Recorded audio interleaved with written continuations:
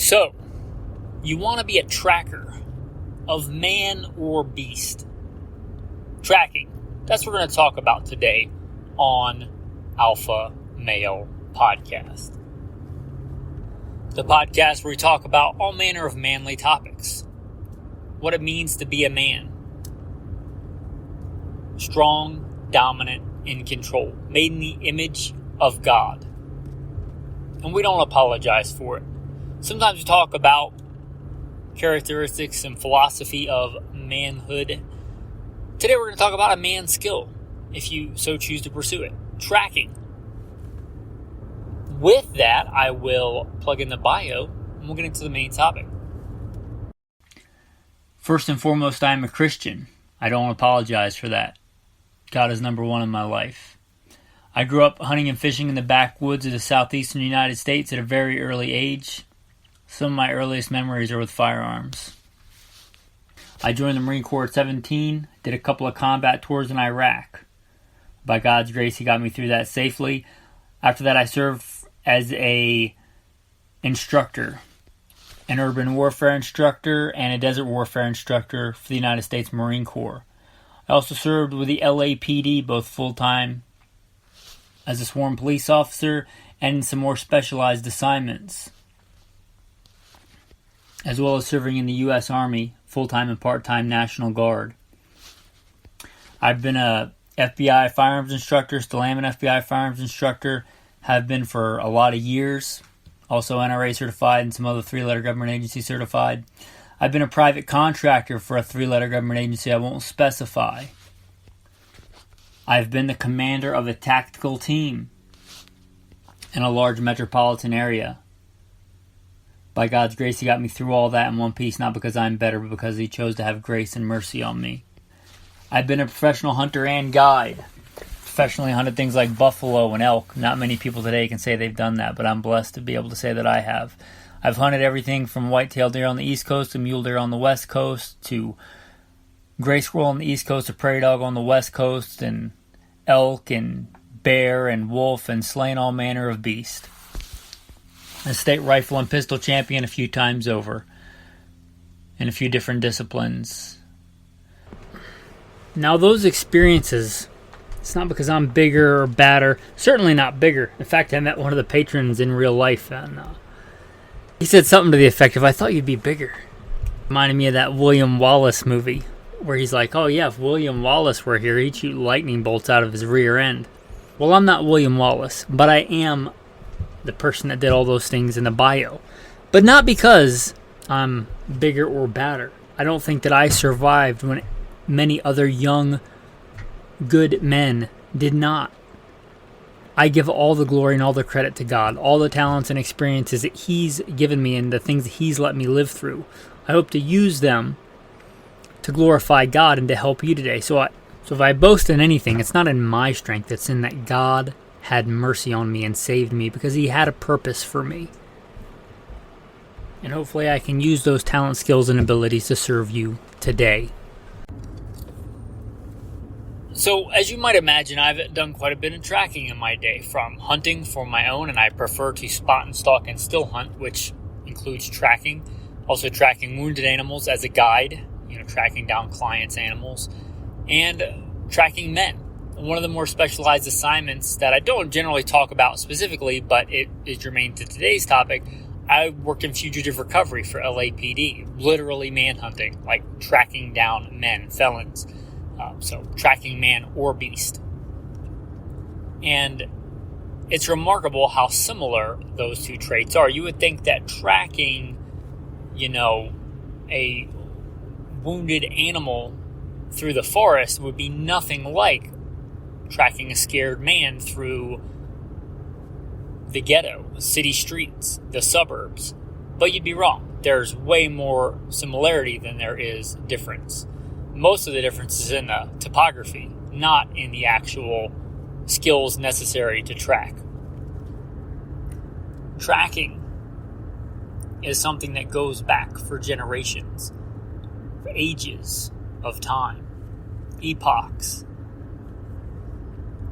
Tracking is one of those quintessential human skills that our ancestors used, and some of us still use today.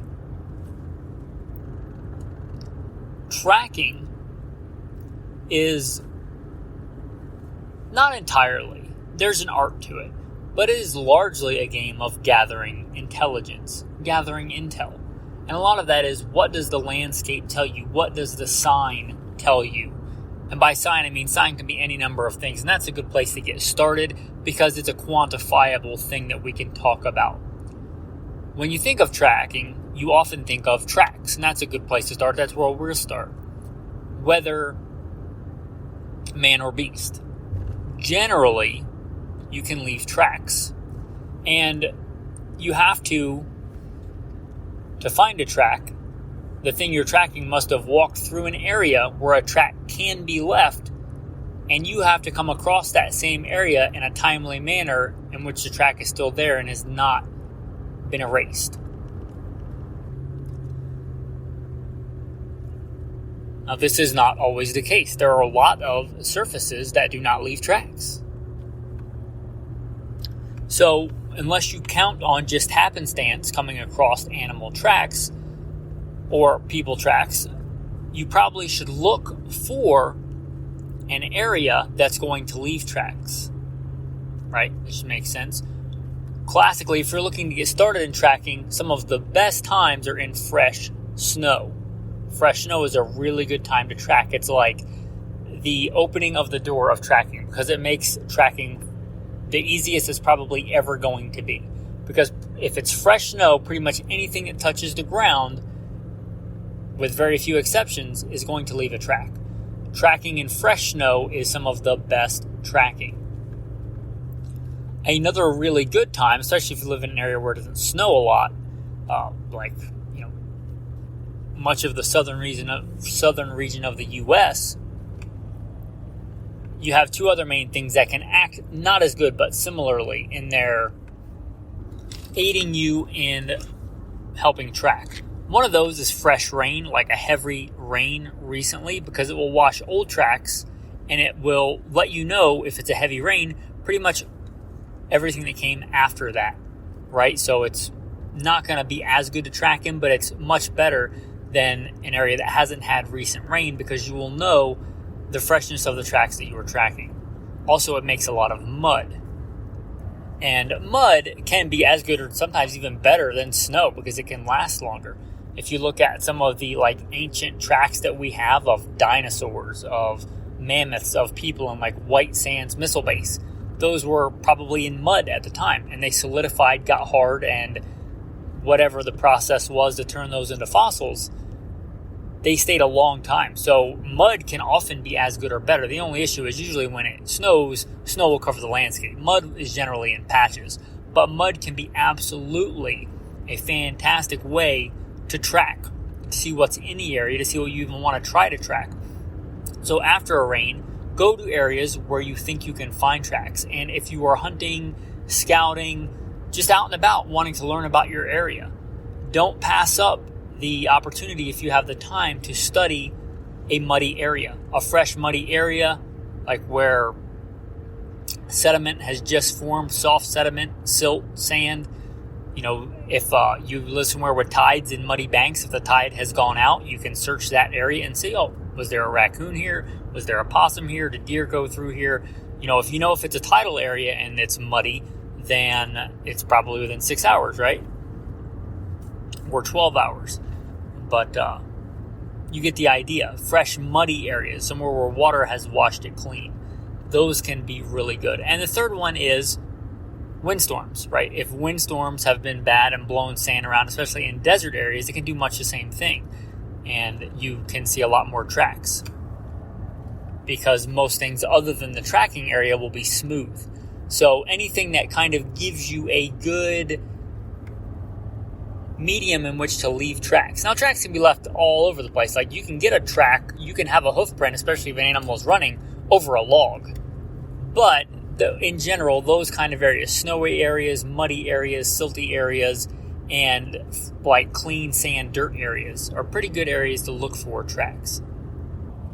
And The same thing applies in urban landscapes as well. Obviously, snow does the same thing, and you might think that with all the pavement and stuff that rain and mud would not do anything in an urban environment, but it absolutely can, especially if you're on fresh tracks, because somebody that walks through a puddle, generally when they walk out of that puddle, even on pavement, they will leave shoe prints, at least for a while. So that's a pretty good way. If somebody runs through a puddle, that they will generally leave tracks for a while as to where they've gone. The next thing you might want to look for is, what is it you are looking for? Are you just looking for any tracks? Are you just trying to gather intel about the area, which can be helpful in and of itself? You know what animals were through here, even if you're not hunting, even if you're not pursuing an animal or animals or people, you can decide. For instance, if you're tracking people, trucks, anything like that, if you're on like a dirt road that's been washed out recently, right? Have any trucks, vehicles traveled down this dirt road? Same thing if there's a wet patch in the road. If a car drives through it recently, it will drag that out and leave tire prints. You could extrapolate this out into like being overseas. That's often how you will get your hair up on the back of your neck onto where an IED is. Everything on the side of the road looks uniform. There's been a sandstorm recently, and all of a sudden there's a dark patch on the side of the road. Well, that's not right. You start looking and you see tire tracks where a vehicle had pulled off on the side of the road and pulled back on the road. And hopefully before you get into the kill zone, you realize, hey, there might be an IED there, and you stop. What is that if not tracking? So gathering what is this track from, whether that's an elk or a truck, right? It's telltale, what is it? And sometimes you might not know, but the first thing is to gather intel about what the track is and what it tells you. And you can do this in generalities at first. Was it a truck? You know, if it was a truck, do you care what kind it was? Are you looking for a specific kind of truck? Probably not germane to you, but if you're doing like fugitive recovery, if you're looking for a specific kind of vehicle, even if you don't know the exact tire tread, right? This is not some fantasy of like Forensic Files or whatever, if that show's still on. But you can probably tell if you're looking for a black Honda Civic, there's a big difference in the tires that are on the Honda-sized vehicle and the tires that are on a truck, right? So if you see something went through a puddle, you know, what size tires are those? And even the average person that's not a car person will know that's way too big to be a Honda Civic tire, or that looks about right for a Honda Civic tire. Or is that an elk or a deer? And the better you get at tracking, you'll know, is that a mature deer? Is that a mature buck? Or is that an average sized deer? Is it a doe or is it a buck? And then you can start narrowing it down to the individual. If you get good at tracking, if it's in snow, again, it's pretty easy to stay on one animal. But you will try and look for distinguishing characteristics of this thing that you are tracking. Right? So you might notice a big-bodied buck where its front legs are much wider than its rear legs. You might notice that its hoofs are not symmetrical, like one side is different than the other side, and that's pretty unique to that buck. So if it goes into an area with other bucks, then you can tell, you know, I'm either staying on this one buck or I'm getting off on other bucks.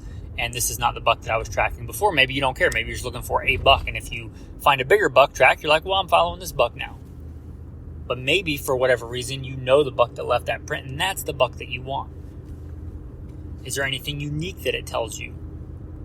Right? If you are following that buck and it goes to a scrape and goes to a rub, like, is it the dominant buck in that area? If you look at and examine how it interacted, and I don't want to get too far off because that might be too myopic for people that don't hunt, but they will interact. A big mature, the alpha buck of the area, the dominant buck of the area, will interact with a scrape or a rub totally differently than maybe the not mature buck in the area that doesn't want to be detected when he's sneaking around trying to steal does from the dominant buck. They'll just interact differently.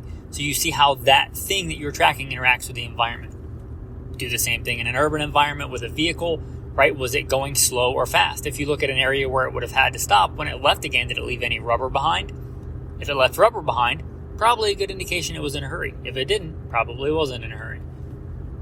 When it went around a sharp corner, did it stop and wait, or did it kind of screech around the corner? That'll tell you, how big a hurry something was in. And the point of this is not to give you exact examples, because there are who knows how many unique examples. But what does this track tell you about the behavior of this thing that you are tracking? Whether it is a vehicle or a person or an elk, right? Is this person injured? Does it walk with a limp? Do they walk with a limp?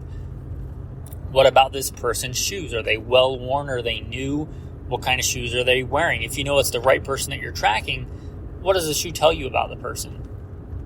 You can usually tell, even if you don't know exactly what kind of shoe it is. Is it a work boot? Is it a sneaker? That's different things. Is it well worn? Is it new? Especially if you can see it several tracks, even if you can't follow it for long periods, you can usually tell, if you know what you're doing, how was the person moving? Were they in a hurry? Were they running? Were they walking? Were they taking their time? Right? Are they pigeon-toed? All kinds of stuff you can tell about tracks. Do they drag their feet? They might drag their feet all the time, or maybe they weren't dragging their feet earlier, and now they're dragging their feet, which tells you what? They're tired. Which might tell you, if you're not getting tired, that, hey, you might be getting closer. Just many things. Again, not specific examples is not what I want you to focus on. What I want you to focus on is, what does this thing tell me? Gathering intelligence, right? What does this thing tell me? How did it interact with the environment? When this thing came to a log, whether it's man or beast, that's, about waist high, did it go under it or did it go over it? That might tell you what you're dealing with. If it went over it, are there sharp hoof prints on it, or are there boot prints or mud from boots on the log?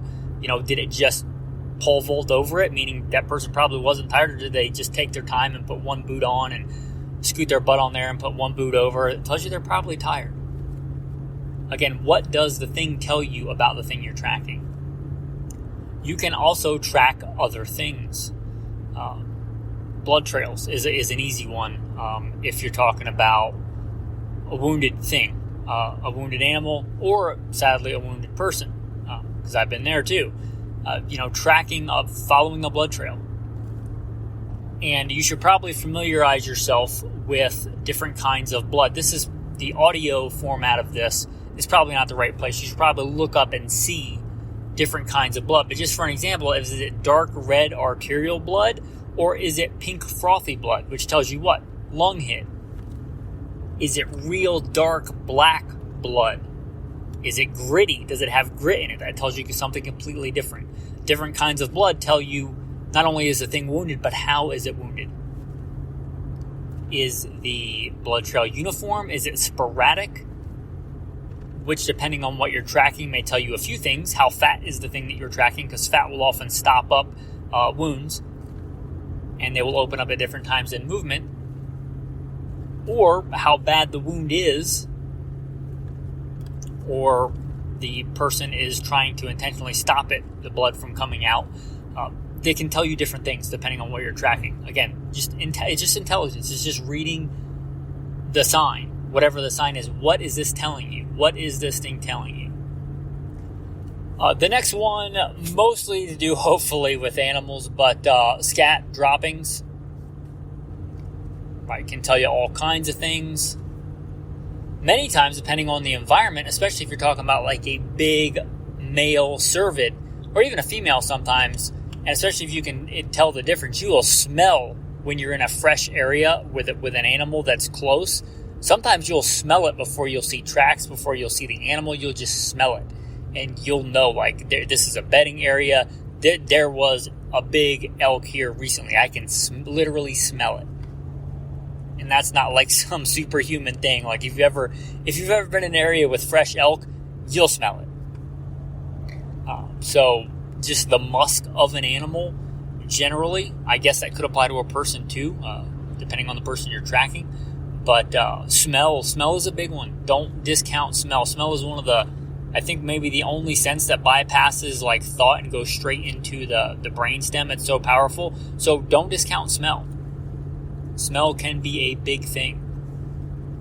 And animals will often intentionally, much more than people, they will intentionally use smell to mark areas. Like watch your dog. Right? He doesn't just pee all over everything because he thinks it's fun. He pees all over everything to find his way back and to mark his area. Well, animals do the same thing. And it might tell you more than that. It might tell you, depending on, like, let's just take a dog, for example. That will often tell you, if you can see, like, a vertical surface, how tall is that dog? Right? Let's just say you're trying to track a dog. Right? You know about how high dogs, private parts are to the ground. Just seeing where they peed on a wall will likely tell you how big that dog is. It's just an easy example.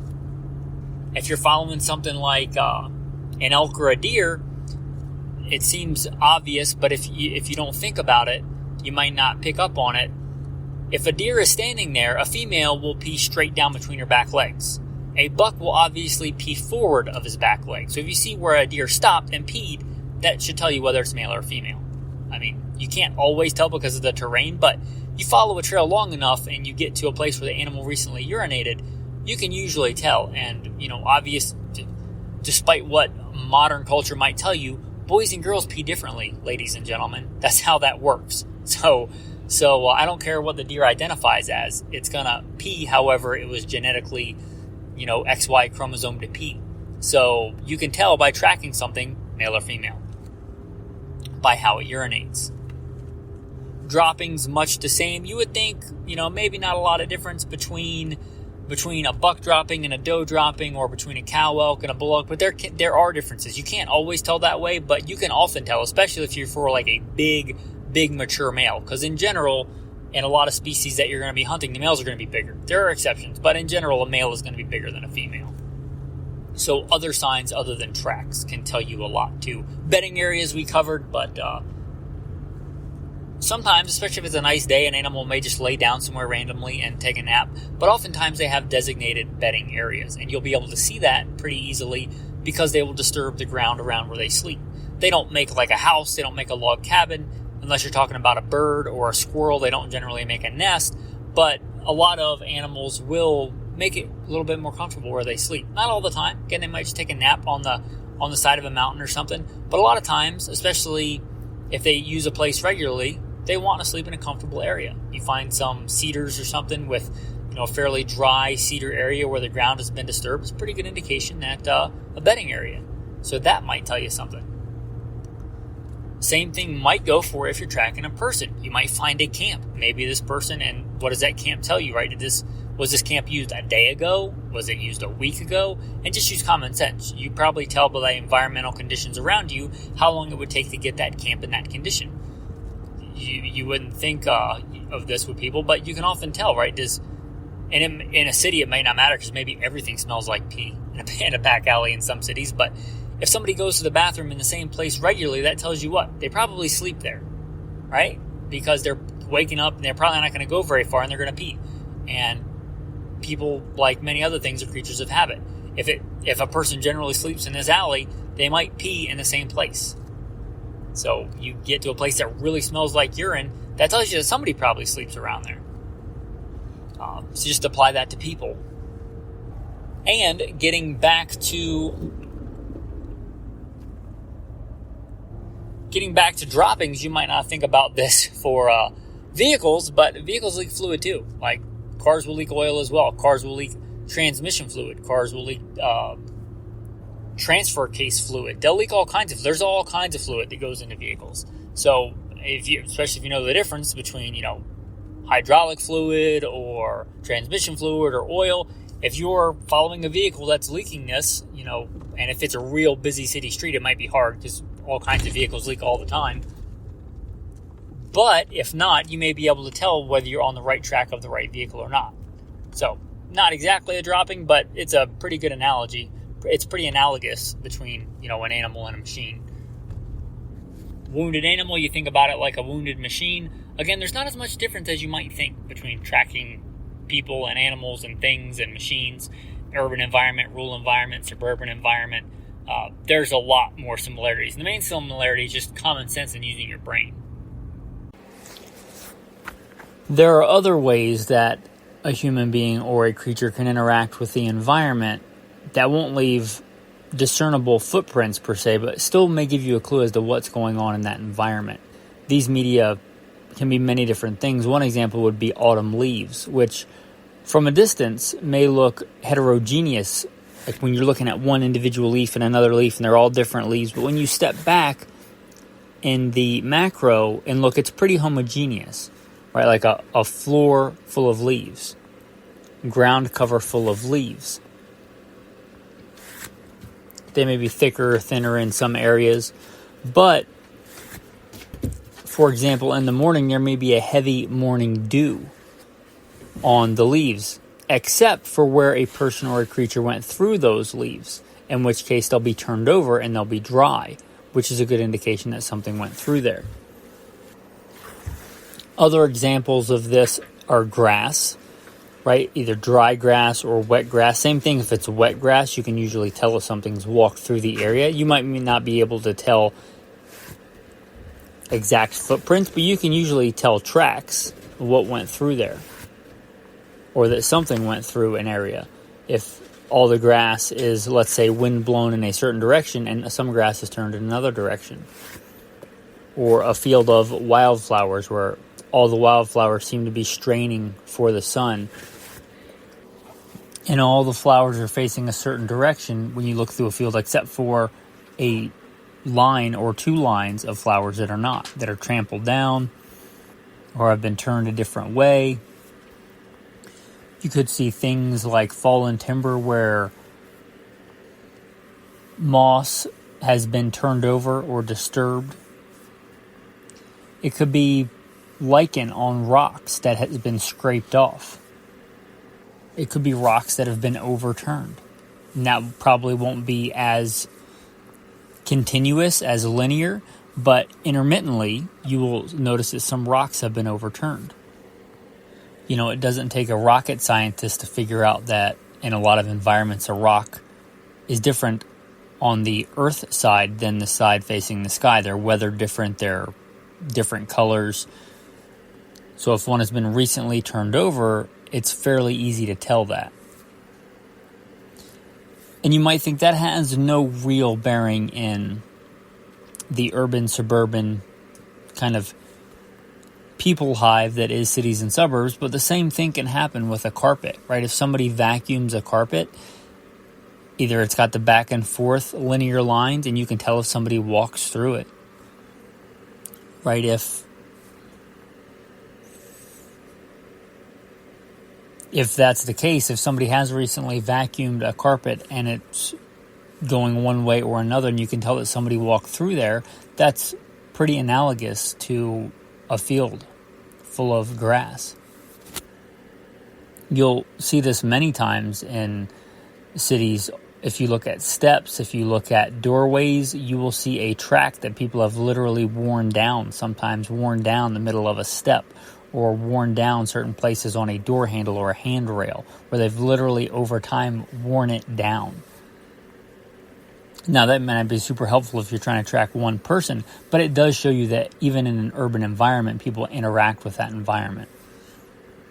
One way this can help you, if you look at a keypad, like a keypad at a door to a building or something like that, or a combination code, oftentimes, unless they change it frequently, which people should but often don't, if you look at the keys that are worn, that'll tell you what keys get punched all the time, right? That can eliminate a lot of options if you're looking at keys, like what is the code for this, because a lot of those keys, the numbers and stuff, will be worn on the ones that get punched all the time and not on the ones that don't. Another thing, kind of tracking 2.0, is that unless somebody is intentionally, or an animal is intentionally trying to be unpredictable and hard to track, they move in fairly predictable patterns. It's not that hard to figure out a lot of times. So let's take, for instance, you come across a ditch bank. If you look up and down that ditch bank, animals will not generally cross just anywhere. The vast majority of animals will cross in certain places where it's easier to cross. That just makes sense. So if you're looking for tracks, you probably go there unless they're trying to intentionally avoid those areas. That's probably where the thing you're tracking cross, where it's easiest to cross. And I say sometimes trying not to be intentional. If you ever see like a deer or something walking down the middle of a creek or something like that, they're intentionally trying to be hard to track. They're trying to get away from a coyote or a wolf or something like that so that they can get away from them. They know they're being hunted, and they're intentionally trying to be unpredictable, doing something they wouldn't ordinarily do. And people can do the same thing, and people are obviously probably smarter at this. But if they don't know they're being tracked, or if they're scared, what is the predictable pattern? And it's often not hard to figure out, right? If you were a scared person in that environment, where would you go? Or, walk a mile in that person's shoes. If you were in this situation, where would you go?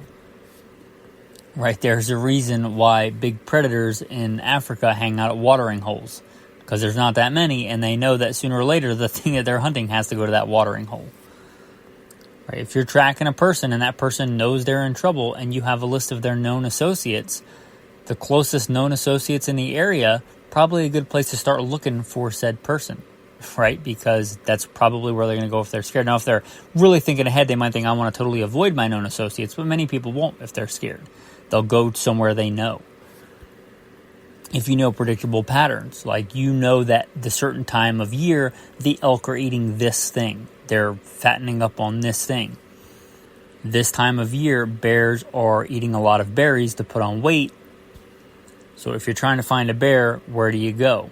To the berry patch. You know that this time of year, there's a lot of apples in your area, and the deer are trying to get fat on apples to put fat on for the winter. Where's a good place to start looking for a big buck? Near apple orchards. Near apple trees. If you know of an old homestead that had an apple tree on it that has ripe apples, that's probably a good place to start looking.